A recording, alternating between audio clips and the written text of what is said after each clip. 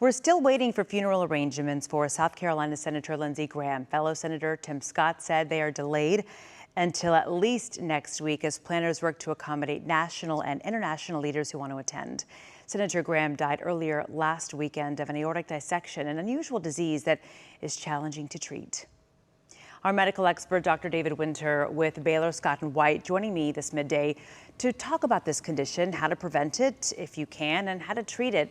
Dr. Winter, good to see you again. So what exactly is an aortic dissection? Yeah, the aorta, I've got my buddy here to show, is the major artery that takes the blood from the heart and takes it to the rest of the body, the head, the neck, the brain, the intestines, the arms, the legs.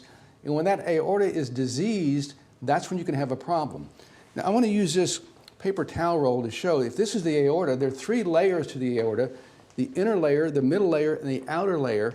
And if the inner layer gets a little tear in it, then blood can go down a false channel down here and block blood flow to the rest of the body, to wherever the arteries that are coming off of it do. So it's a disease of the aorta where there's a small rent and then a dissection down the middle of the aorta. Horrible disease.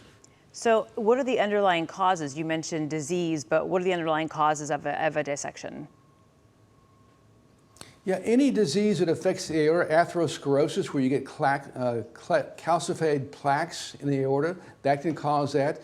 Long-standing uncontrolled hypertension can do that. There's some genetic diseases, Marfan syndrome, Ehlers-Danlos syndromes, and other unusual diseases. It tends to run in some people's families, but again, it's a very rare disease. We don't see very much of this, thank goodness, because it's very difficult to diagnose and also difficult to treat. So how can it be prevented? Yeah, if you are prone to this, if it tends to run in your family, you want to make sure your cholesterol is controlled and your blood pressure is controlled. And you might even tell your doctor so they can do periodic tests, CAT scans, chest x-rays, see if the aorta is starting to expand a bit. Sometimes that's the first sign of it. So very rare disease, but if it's in your family, you need to have somebody in charge of that, watching you, making sure that your risk factors, high blood pressure, high cholesterol, are under very good control. So having those under control, is that part of the treatment plan? It is, although the treatment depends on where the rent, the tear is. The top part, if it's up in the top part, type A we call that, that's the most common and the most serious disease. There it usually rips open and goes very, very quickly. In fact, 25% of people die within the first day, another 50% by the second day. To treat that, you need to get in to see a doctor and then to a surgeon very quickly, and they can do some repair work there. Surgical procedures need to be done, but it's got to be done very quickly. Type B is down in the lower part. This does cause less damage, and some of that can be handled with medicine, bringing that blood pressure down, cholesterol down, or even putting a stent in. So type B is not quite as bad. Type A is a bad one, but overall a very bad disease. But again, very, very rare.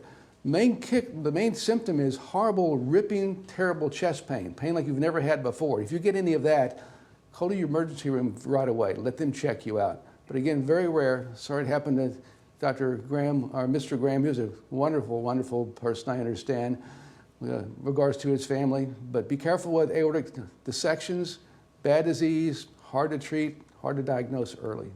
Yeah, I think the last time we really talked about it publicly, at least from what I can remember, is when there was an actor years ago, John Ritter, who had the same thing. So yeah, definitely don't hear about it very often. Yes. All right, thank you, Dr. Winter. We appreciate it. I understand. Thank you. Good to be with you.